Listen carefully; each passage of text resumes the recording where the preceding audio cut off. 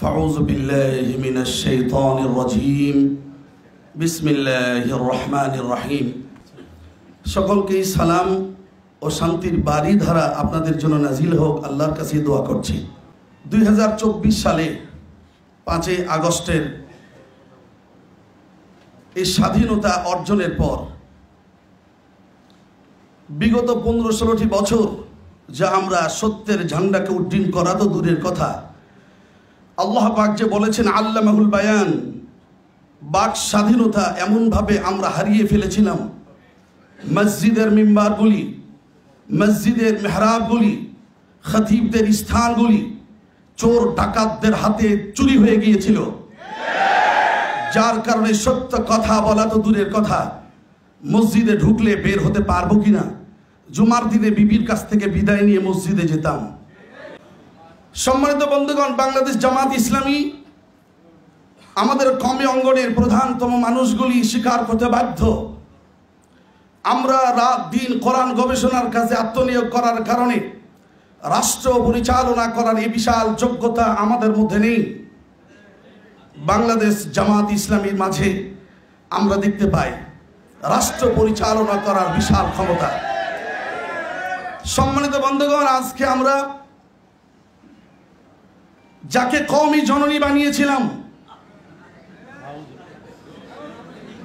মা তার ছেলেগুলিকে রেখে পালিয়ে গেছে শ্বশুর বাড়ি। এরকম মা আমরা চেয়েছিলাম না। আসলে ভুলটা তো আমাদেরই ছিল। নিজের মারে বাদ দিয়ে মা বানালে যেমন হয়, নিজের বাবারে বাদ দিয়ে শ্বশুরকে শ্বশুর বাবাজি বলে বেশি আদর করলে যেমনটি হয়, ঠিক তেমনটি হয়েছে। এরপরও যদি লজ্জার শরম এই জাতির না হয়, শুনে রাখুন, আল্লামা কোরআনের পাখি আল্লামা সাইদি সাহেব যা বলে গিয়েছিলেন, প্রত্যেকটা কথা ভবিষ্যৎবাণীগুলি যেমন ঘটে যাচ্ছে, আমিও আপনাদের মাঝে ভবিষ্যৎবাণী একটা রেখে যাচ্ছি।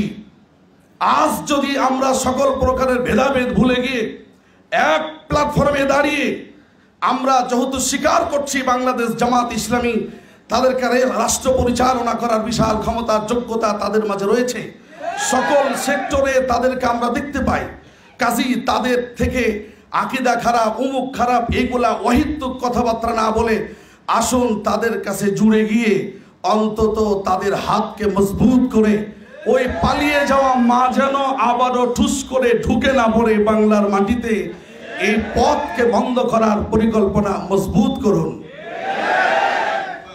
সম্মানিত বন্ধুগণ, রাসূল করিম সাল্লাল্লাহু আলাইহি ওয়াসাল্লামকে আমাদের প্রিয় নেতা পেয়েছি, এর চাইতে বড় নিয়ামত আর কি হতে পারে? তিরমিজি শরীফের একটি হাদিস আমি আপনাদেরকে শোনাই। হযরত রাসূল করিম সাল্লাল্লাহু আলাইহি ওয়াসাল্লাম তিনি সাহাবা ইকরামের কাছে পৌঁছলেন। সাহাবা ইকরাম সকলে মিলে একত্রে আলোচনার মাঝে একজন বলে বসলো যে আমরা ইব্রাহিমকে দেখতে পাই, তিনি খলিলুল্লাহ। তার একজন বলল, তা কত ঠিকই বলেছেন, মুসা কালিমুল্লাহ। তার একজন বলল, আমরা তো দেখতে পাই ঈসা আবার রুহুল্লাহ কালিমাতুল্লাহ। আরেকজন বললেন আদম শফিউল্লাহ। এক একজন এক এক নবীর সুন্দর প্রশংসার বাণীগুলি ছুড়ে দিলেন। বিশ্ব নবী মুহাম্মদ আরবি ধমক দিলেন না, বৈষম্যহীনভাবে, বৈষম্য দুর্বৃত্তকরণে বিশ্ব নবীর যে কি সুন্দর আচরণ ছিল, তিনি সেখানে গিয়ে আলোচনায় অংশগ্রহণ করলেন। সমস্ত কিছু শোনার পর বলেন, সাহাবীরা তোমরা তো সকলেই বলেছ, আমি একটু কিছু বলি, তোমরা শোনো। আমি হইলাম আনা হাবিবুল্লাহ লা ফখরা আলাই, আমি হইলাম আল্লাহ পাকের বন্ধু হাবিব, লা ফখরা আলাই, এটা নিয়ে আমি ফখর করি না। মুহতারাম বন্ধুগণ, খলিলুল্লাহ, কালিমুল্লাহ, ঈসা রুহুল্লাহ, শফিউল্লাহ, সমস্ত কিছু হাবিবুল্লাহর মধ্যে ঢুকে আছে। সুবহানাল্লাহ।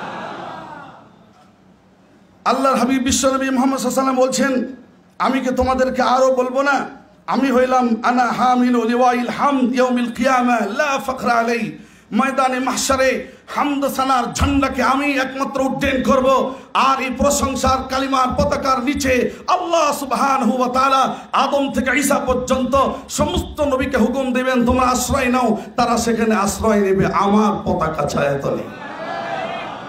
আমি আপনাদেরকে আহ্বান করব, আসুন বাংলাদেশ জামাত ইসলামী পতাকার নিচে আমরা ছায়া গ্রহণ করি।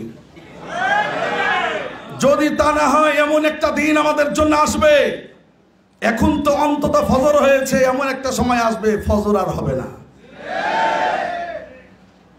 মুহতারাম বন্ধুগণ, রাসূল করিম সাল্লাল্লাহু আলাইহি ওয়াসাল্লাম তিনি বললেন, তোমাদেরকে আরো শোনাবো, আনা আউয়ালু শাফিঈন ওয়া আউয়ালু মুশাফফিঈন ইয়াউমাল কিয়ামা লা ফাকরা আলাই। হুজুর সাল্লাল্লাহু আলাইহি ওয়াসাল্লাম বলছেন, ময়দানে মাহশারে আমি কেবলমাত্র সবার অগ্রভাগে সুপারিশ করার সুযোগ পাবো, আর আমার সুপারিশ গ্রহণ করা হবে, লা ফাকরা আলাই, এই জন্য আমি অহংকার করি না।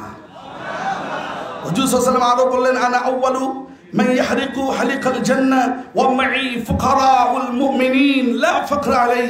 আল্লাহ পাক আমাকে এমন সুযোগ দিবেন, জান্নাতের কড়ায় আমি সর্বপ্রথম দরজায় ধাক্কা দেব, দরজা খুলে দেওয়া হবে, আমাকে ভিতরে গ্রহণ করা হবে, আর আমার সাথী হিসাবে আমার উম্মতের মুমিনিন যারা, এরা আমার সাথী হবে। সুবহানাল্লাহ।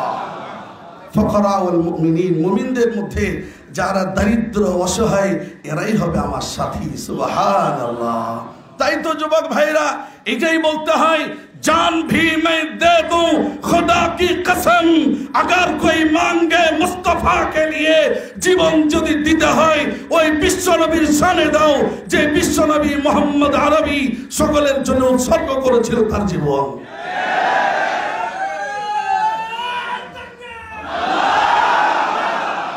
পরিশেষে হুজুর সাল্লাল্লাহু আলাইহি ওয়াসাল্লাম বললেন, আনা আকরামুল আউয়ালিন ওয়াল আখিরিন আলা আল্লাহ লা ফাকরা আলাইহি। সাহাবীরা, তোমরা কি জানো পৃথিবীর শুরু লগ্ন আর শেষ পর্যন্ত যত মানুষ এসে গেছে, যত মানুষ আসবে, সকলের মাঝে মহান আল্লাহ সুবহানাহু ওয়া তাআলার কাছে সবচেয়ে মর্যাদার মানুষ, সবচেয়ে দামি মানুষ হলাম আমি বিশ্বনবী মুহাম্মদ আরবি, লা ফাকরা আলাইহি। এতে আমি নবী অহংকার করি না। এখন প্রশ্ন হয়, হুজুর এতগুলো কথা বললেন, আবার অহংকারও করে না, হুজুর নিজেই বলছে, وَأَمَّا بِنِعْمَةِ رَبِّكَ فَحَدِّثْ। সূরা দুহার 11তম আয়াতে মহান আল্লাহ তাআলা বলছেন, নবী গো, আমার দেওয়া নিয়ামতগুলি আপনি জাতির সামনে বয়ান করুন। আমি নিয়ামত তোমাদেরকে দিয়েছি, তোমাকে দিয়েছি, এগুলো প্রকাশ করুন। ভাইরা, এখন তার নবী নেই।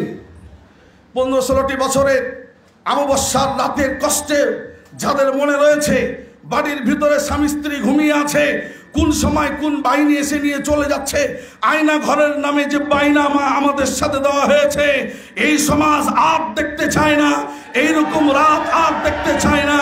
যদি আমরা হুঁশিয়ার না হয়ে যাই, সামনে এমন একটা সময় আসবে, আয়না ঘর আর খুঁজে পাবো না, ঘর থাকবে দরজা থাকবে না। সুতরাং আসুন বাংলাদেশ জামাত ইসলামীর এই পতাকা তলে আশ্রয় গ্রহণ করে আমরা কাঁধে কাঁধ মিলিয়ে আমি আপনাদের কাছে আকুল আবেদন করব, বাংলাদেশ জামাত ইসলামীর ঊর্ধ্বতন কর্মকর্তাদের কাছে, আমাদের কওমি অঙ্গন সহ ইসলামী দল যতগুলি আছে, চরমনায় পীর সাহেবের দল, খেলাফত মজলিস ইত্যাদি, মোটামুটি 4-5টা দল যদি আপনারা একত্রিত হন, ওরা যদি 14 দল একসাথে হইতে পারে, আমরা কেন পারি না? যদি 4-5টা একসাথে হওয়া যায়, আমাদের ক্ষমতা ঠেকায় কে? কথা ঠিক কিনা বলেন? মুহতারাম বন্ধুগণ, যদি আমরা সামনে এরকম পরিবেশ পেয়ে যাই, তা আলহামদুলিল্লাহ আমাদের এই জবান দিয়ে কোরআন যা শিখেছি জাতিকে তা বুঝাতে পারবো, কোরআন যা পেয়েছি মানুষকে তা বুঝাতে পারবো, আর এই দিনটা আমরা দেখতে চাই। পারবো তো ইনশাআল্লাহ ভাইরা? আল্লাহ তাআলা আমাদের সকলকেই আমল করার তৌফিক দান করুন। আসসালামু আলাইকুম ওয়া রাহমাতুল্লাহি ওয়া বারাকাতুহু।